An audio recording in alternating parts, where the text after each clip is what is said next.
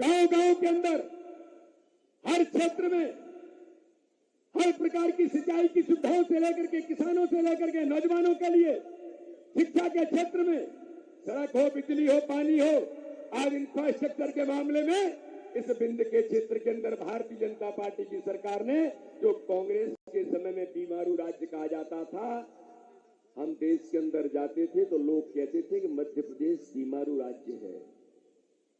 लेकिन हमें गर्व है कि भारतीय जनता पार्टी की सरकार बनने के बाद यह बीमारू राज्य आज विकसित राज्य की श्रेणी में आकर के खड़ा है।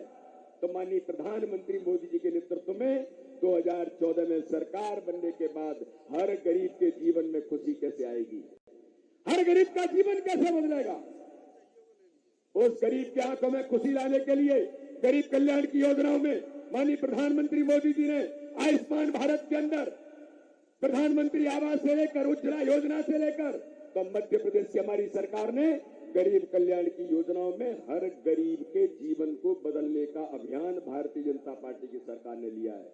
तो इसलिए मेरे बहनों और भाइयों, मैं तो केवल इतना कहना चाहता हूं, ये जो चुनाव है, ये चुनाव दुरावस्था के दौर में जो लोग लेकर के गए थे और 15 महीने की कमलनाथ जो करप्शन नाथ की भूमिका में आए, जिन्होंने वल्लभ भवन को दलाली का अड्डा बनाया और हर गरीब के हक और अधिकार को छीना, सारी गरीब कल्याण की योजनाओं को बंद करके। तो ये चुनाव उन लोगों के बीच है जिन्होंने मध्य प्रदेश को दुरावस्था के दौर में लेकर के गए, जिन्होंने इस मध्य प्रदेश के अंदर हर गरीब के हक और अधिकार को छीना, विकास को अवरुद्ध जिन्होंने किया। तो एक और वो लोग हैं और दूसरी ओर वो लोग हैं जिन्होंने इस मध्य प्रदेश को विकसित राज्य की श्रेणी में लाकर आज ये मध्य प्रदेश स्वर्णिम मध्य प्रदेश की संकल्पना पर आज भारतीय जनता पार्टी चुनावी मैदान में है। माननीय प्रधानमंत्री मोदी जी के नेतृत्व में और भारतीय जनता पार्टी की सरकार ने जो मध्य प्रदेश और देश के लिए जो काम किया है, मेरे बहनों और भाइयों, विकास को आगे बढ़ाना है। जो मध्य प्रदेश का विकास सुनिश्चित हुआ है उसे आगे बढ़ाना है और हर गरीब के जीवन में खुशी बनी रहे। उसको अगर गरीब के जीवन में खुशी लाने की गति और तेजी से आगे बढ़े तो माननीय प्रधानमंत्री मोदी जी के नेतृत्व में और मध्य प्रदेश के अंदर भारतीय जनता पार्टी की सरकार बनाने के लिए जो लगातार आज भारतीय जनता पार्टी का नेतृत्व काम कर रहा है, आज हमारे देश के लोकप्रिय नेता, हमारे राष्ट्रीय अध्यक्ष आदरणीय जेपी नड्डा जी आपके बीच पधारे हैं, आप सबका आशीर्वाद लेने के लिए कि पुनः मध्य प्रदेश में गरीबों के कल्याण के लिए, विकास को सुनिश्चित करने के लिए ये दो झंडे लेकर के एक एक बूथ पर मैदान में उतर करके भारतीय जनता पार्टी के कार्यकर्ता उतरे, जनता जनार्दन का आशीर्वाद मांगने के लिए आए हैं। मैं आप सब लोगों से अनुरोध करना चाहता हूं कि माननीय नड्डा जी को हम मध्य प्रदेश के अंदर ऐतिहासिक बहुमत की सरकार बनाएंगे। ये नड्डा जी को हम आश्वासन दे सकते हैं कि नहीं दे सकते हैं? हम 74 विधानसभा को ऐतिहासिक बहुमत से जीतेंगे। ये नड्डा जी को हम आज आश्वस्त करें कि नहीं करें? तो जरा दोनों हाथ उठा करके और मुट्ठी बांध करके नड्डा जी को आश्वस्त करिए कि नड्डा जी आज आप आए हैं 74 विधानसभा से और मध्य प्रदेश के अंदर भारतीय जनता पार्टी की प्रचंड बहुमत की सरकार बनेगी और भाई सिद्धार्थ तिवारी को ऐतिहासिक बहुमत से जिताएंगे। बोलिए भारत माता की, भारत माता की। बहुत बहुत धन्यवाद। जय हिंद, जय भारत। धन्यवाद आदरणीय प्रदेश अध्यक्ष जी। आदरणीय अध्यक्ष जी के आह्वान पर पूरा बिंद एक साथ चलने को तैयार है। अब मैं विश्व के सबसे बड़े राजनीतिक दल के राष्ट्रीय अध्यक्ष आदरणीय नड्डा जी को आवाज दूं, उसके पहले हम चाहते हैं कि भारत माता के जयकारे के साथ आप स्वयं हमारे राष्ट्रीय अध्यक्ष जी को आमंत्रित करिए। बोलिए भारत माता की, भारत माता की, भारत माता की, भारत माता की, भारतीय जनता पार्टी। धन्यवाद।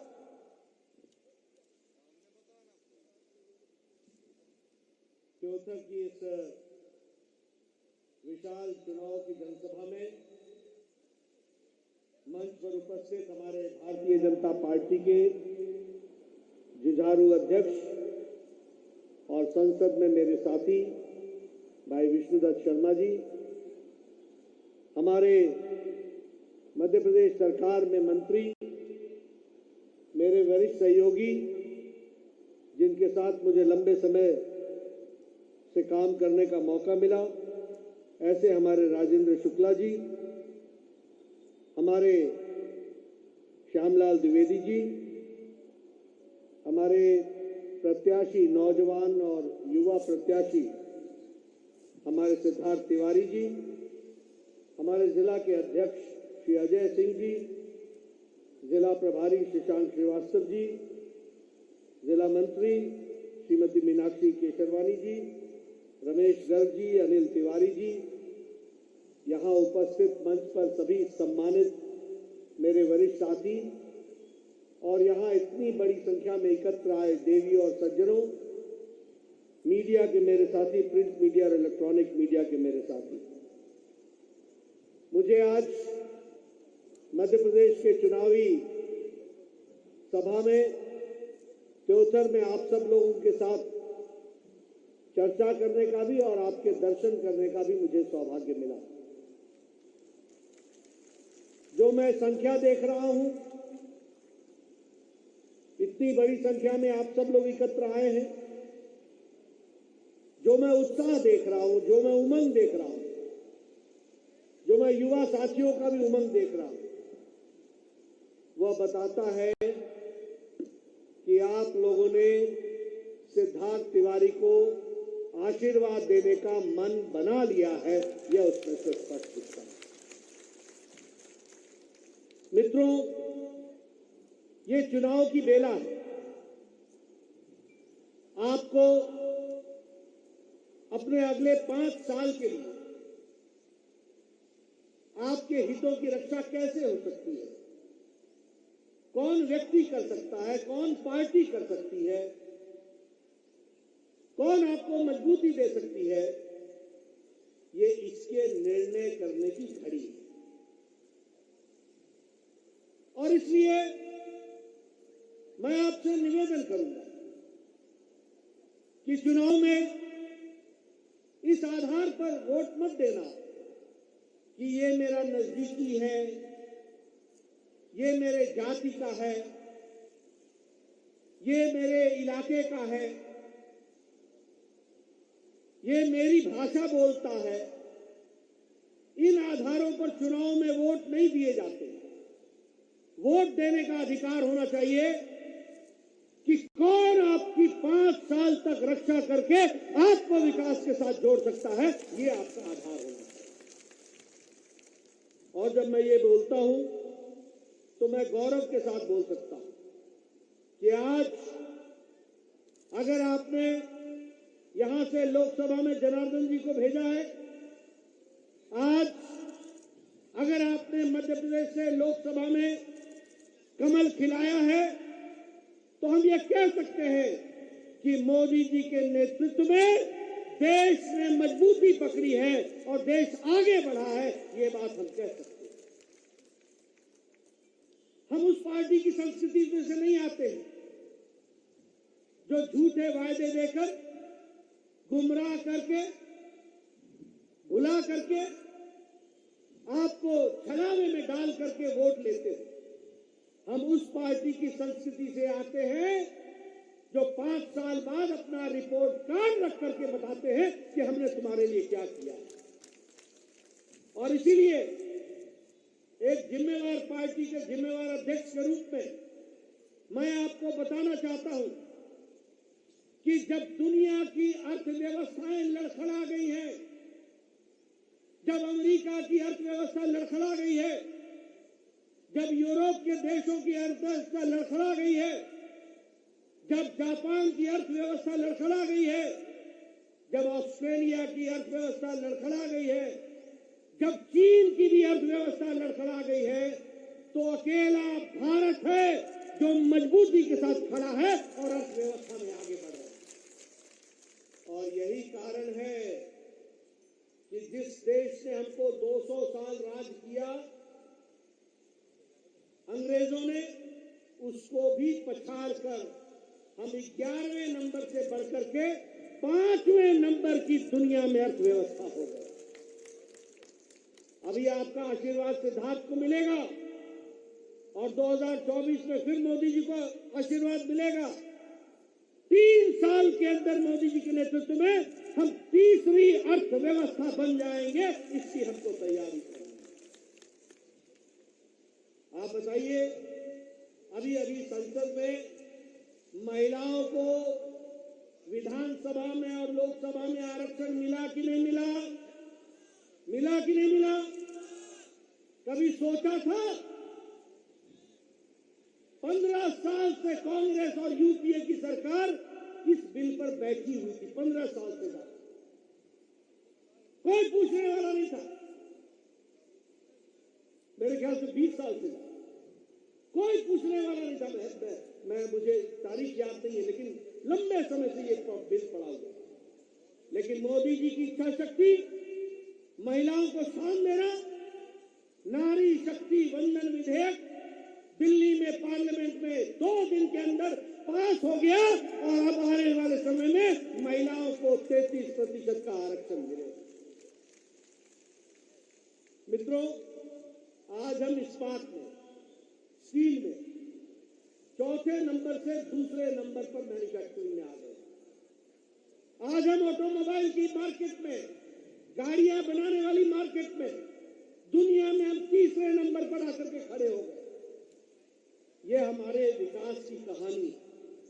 और अगर मैं आपको कांग्रेस का याद दिलाऊं तो कांग्रेस के राज में क्या मिला आपको?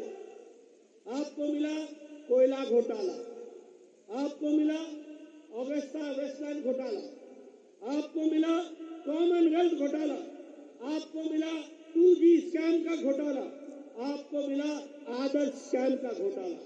यानी घोटाले पे घोटाला। एक तरफ कांग्रेस पार्टी घोटालों की सरकार और एक तरफ मोदी जी के नेतृत्व में बढ़ता देश, आगे बढ़ने वाला देश, तेजी से बढ़ने वाला देश, ये हमको समझना है। और इसीलिए आज मैं आपसे ये भी चर्चा करना चाहता हूँ। आपको जानकर खुशी हो, मैं आज चौथर में आया हूं।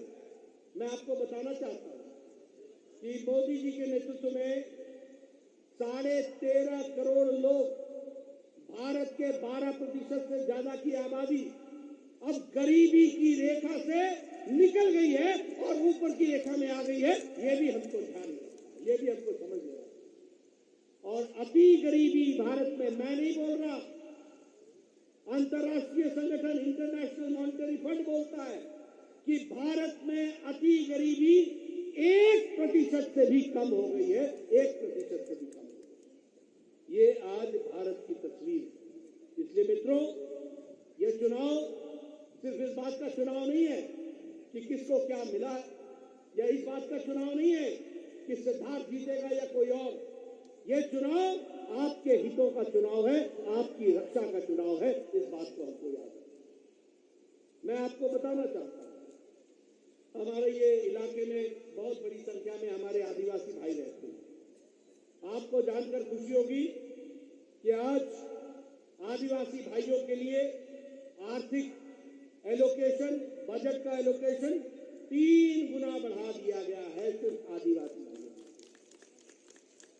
आपको जानकर खुशी होगी कि बजट में भी शेड्यूल ट्राइब कंपोनेंट, आदिवासी का जो कंपोनेंट होता है, वो 5 गुना बढ़ा दिया गया। आपको जानकर खुशी होगी कि एकलव्य स्कूल का बजट 22 गुना बढ़ा दिया गया है, 22 गुना।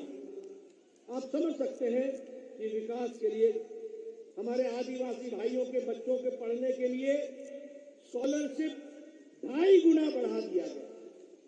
उसी तरीके से जनजाति उप योजना, छोटी योजनाओं के लिए 4 गुना बजट बढ़ा दिया गया। और मध्य प्रदेश, जहां हम आज बैठे हैं, राजेंद्र शुक्ला जी लंबे समय इस सरकार में मंत्री रहे हैं। मैं इनके माध्यम से इस सरकार को बधाई देना चाहता हूं, जहां मध्य प्रदेश की पर व्यक्ति आय 10 गुना बढ़ी है, 10 गुना बढ़ी है पिछले 20 साल। उसी तरीके से अगर हम देखें तो मध्य प्रदेश का भी बजट 13 गुना बढ़ा है, 13 गुना बढ़ा है, वो भी हमको ध्यान रखना। और स्वास्थ्य का बजट 26 गुना बढ़ा है, 26 गुना। आप समझिए विकास के लिए किस तरीके से मोदी जी ने प्रदेश को पूरी ताकत के साथ, बजट के साथ आपको बढ़ाने का काम किया है, वो भी हमको ध्यान में रखना है। उसी तरीके से ट्राइबल वेलफेयर का कुल मिलाकर के 57 गुना बजट बढ़ा है, वो भी हमको ध्यान में रखना है। मित्रों, मैं आपको बताना चाहता हूं, ये चावल की आप यहां उपज करते हैं, धान का कटोरा भी बोला जाता है, उसके तरफ हम आगे बढ़ भी रहे हैं।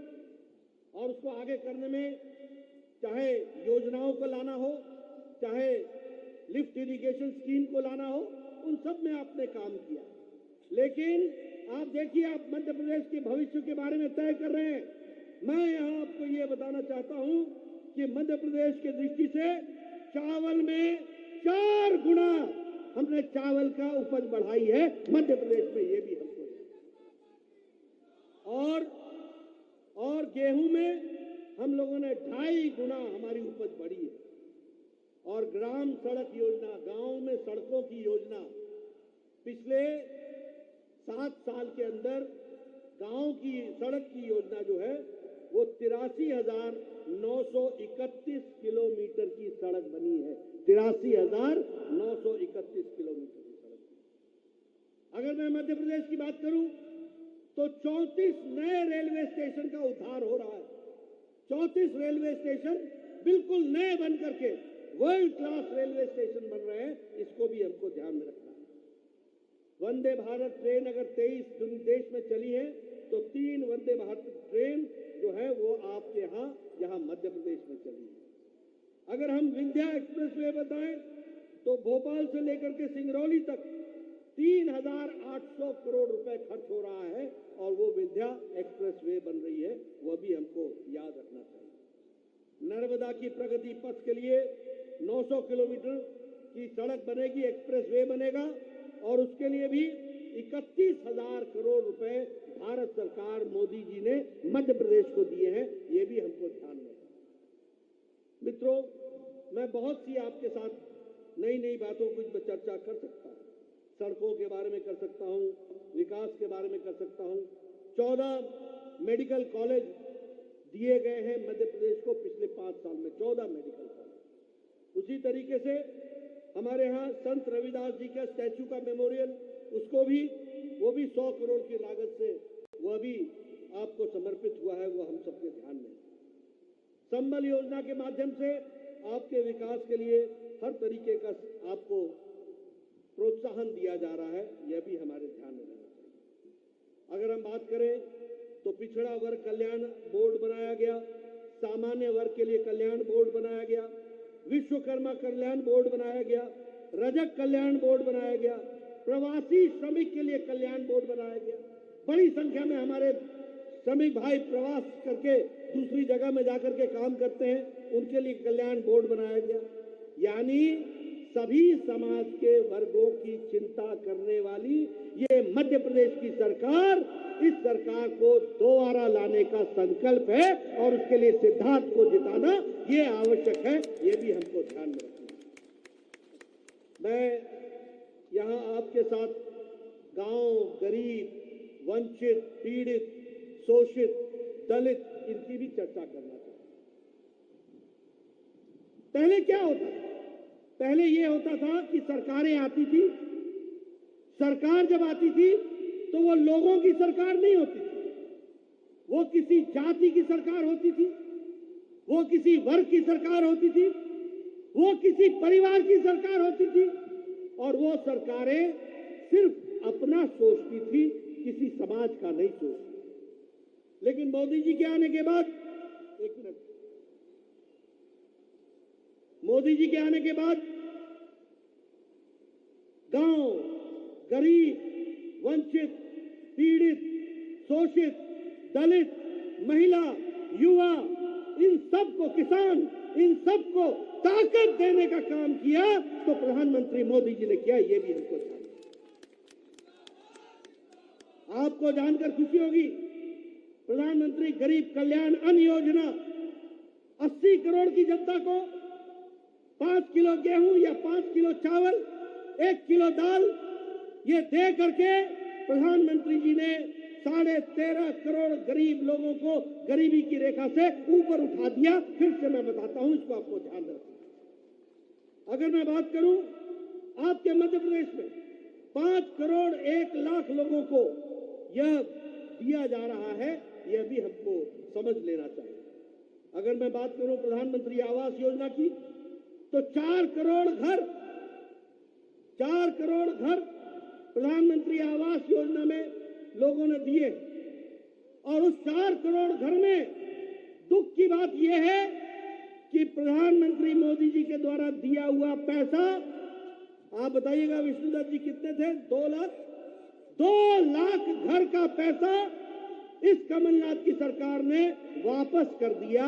ये मध्य प्रदेश के हित का काम किया। बताइए, इससे मध्य प्रदेश का हित हुआ है क्या? मध्य प्रदेश का हित हुआ क्या? 2 लाख मकान का केस कैंसिल कर दिया। 2 लाख मकान का केस। मित्रों, अगर मैं उज्ज्वला योजना की बात करूं, तो आपके इलाके में 2,85,000 उज्ज्वला योजना में गैस का कनेक्शन दिया गया है। बहनों को ताकत दी गई। अगर मैं बात करूं जल जीवन मिशन में, तो जल जीवन मिशन में जहां 10 करोड़ लोगों के घरों में नल का लगाया गया, वहां मध्य प्रदेश में 5.5 लाख लोगों के घरों में नल का लगाया गया। और रीवा में, आपके इलाके में, इस जिले में 1,50,000 लोगों के घरों में नल का लगाया गया। ये भी हमको ध्यान रखना। लेकिन मैं पूछना चाहूंगा, विष्णु जी आप बताइए, 248 करोड़ जल जीवन मिशन का इस कमलनाथ की सरकार ने 15 महीने के अंदर उसको आपको नहीं लगाया, आपके लिए नहीं लगाया, वापस भेज दिया और वो दिल्ली वापस पैसा पहुंच गया। ऐसी सरकार कभी आने दोगे क्या? ऐसी सरकार आने दोगे क्या जो आपका 2 लाख मकान वापस कर दे, जो आपका 248 करोड़ रुपए वापस कर दे जल जीवन मिशन का? ऐसी सरकार को, निकम्मी सरकार को कभी भी आने नहीं देना है। इसकी भी हमको चिंता करनी है। ये स्वच्छ भारत मिशन 52.5 लाख लोगों को यहां पर उसका, जिसको हम स्वच्छता घर कहते हैं, टॉयलेट कहते हैं, उसके लिए भी सैंक्शन किया गया।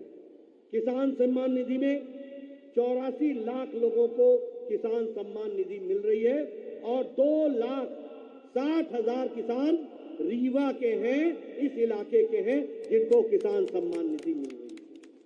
आयुष्मान भारत में जहां 11 करोड़ परिवारों को इसका लाभ मिल रहा है, वहीं 83,05,000 परिवारों को मध्य प्रदेश में मिल रहा है और रीवा में 2 लाख परिवारों को आयुष्मान भारत मिल रहा है। ये विकास की कहानी है। अगर मैं रीवा की बात करूं, आपके यहां अभी एयर स्ट्रिप को नया एयरपोर्ट बना रहे हैं। 300 करोड़ रुपए का सैंक्शन हुआ है। 300 करोड़ रुपए खर्च होंगे। आप सोचिए, रीवा जैसी जगह में एयरपोर्ट बनेगा तो ये एयरपोर्ट नहीं होगा, ये विकास की नई कहानी लिखेगा और रीवा को मुख्य धारा में लाएगा। ये भी हमको ध्यान में रखना है। मुझे आपके साथ थोड़ा यह भी कहना चाहूंगा कि आपको क्या मिला है, इसका भी आपको अंदाजा मिलेगा। एशिया का सबसे बड़ा सोलर पावर स्टेशन 750 मेगावाट, वो किसको मिला है? किसको मिला है?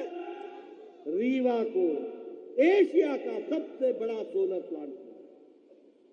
कभी सोचा था कि रीवा में सोलर प्लांट आएगा? कभी सोचा था? ये मोदी जी की सोच है जिसने आज रीवा को सोलर प्लांट में दुनिया के नक्शे में ला करके खड़ा कर दिया। ये भी हमको समझ लेना चाहिए। अगर हम बात करें तो आपके यहाँ रीवा में सुंदरजा आम जो है, ये सुंदरजा आम, इसको जीआई टैग मिल गया है।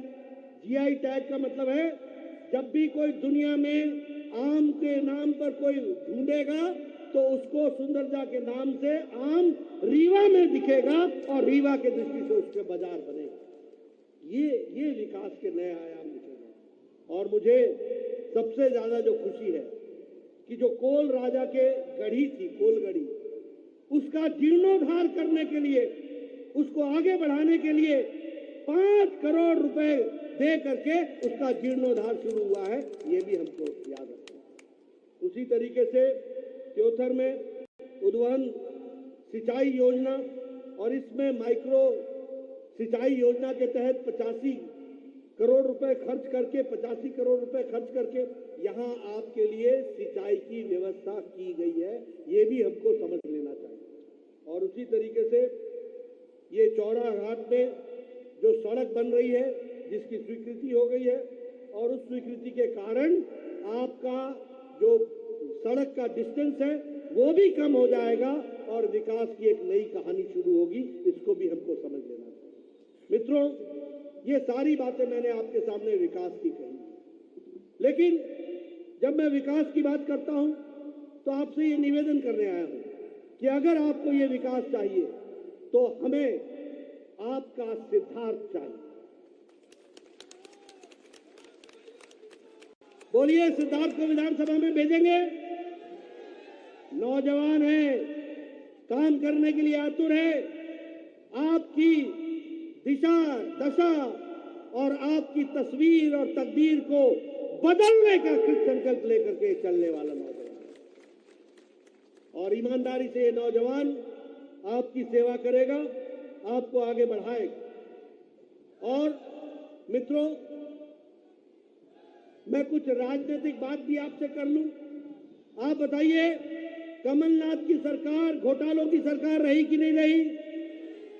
आप बताइए, इस सरकार ने प्रधानमंत्री आवास योजना का पैसा वापस किया कि नहीं किया? आप बताइए, कमलनाथ के रिश्तेदारों के घरों से ढेर सारा धन निकला कि नहीं निकला? आप बताइए, इनके खिलाफ केस चले कि नहीं चले? आप बताइए, इनका ओएसडी के घर से धन निकला कि नहीं निकला? काजल की कोठरी में रहोगे तो कालिक तो लागे ही लागे, कालिक तो लगेगी ही लगेगी। ये घोटालों की सरकार, ऐसी सरकार आने देना है क्या? आने देना है क्या ऐसी सरकार? ये घोटालों की सरकार। और मित्रों, मैं एक बात और बता दूं, ये चाहे गहलोत हो, चाहे बघेल हो, चाहे कमलनाथ हो, ये मुख्यमंत्री नहीं है, ये कलेक्टर है, कलेक्टर। और अंग्रेजी वाला कलेक्टर नहीं, जिलाधीश नहीं, ये इकट्ठा करने वाले लोग हैं, समझ गए? कलेक्ट करते हैं इकट्ठा, और इकट्ठा करके दिल्ली दरबार में वहां अर्पित कर देते हैं। तेरा तुझको अर्पण क्या लागे मेरा, ये काम करते हैं।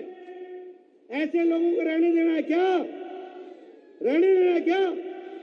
मित्रों, आप जानिए, भारतीय जनता पार्टी का एक एक प्रत्याशी 5 साल बाद रिपोर्ट कार्ड लेकर आता है और बताता है कि मैंने ये कहा था, ये किया है, मैंने ये कहा था, ये किया है, और जो नहीं भी कहा था वो भी करके दिया है। इस तरीके का हम रिपोर्ट कार्ड लेकर के आते हैं। इसलिए मित्रों, आपका ज्यादा समय न लेता हुआ सिर्फ आपसे मैं ये कहना चाहूंगा कि आप चुनाव की दृष्टि से कमल को खिलाइए, इस इलाके को मुख्य धारा में शामिल करते हुए आगे बढ़ाइए।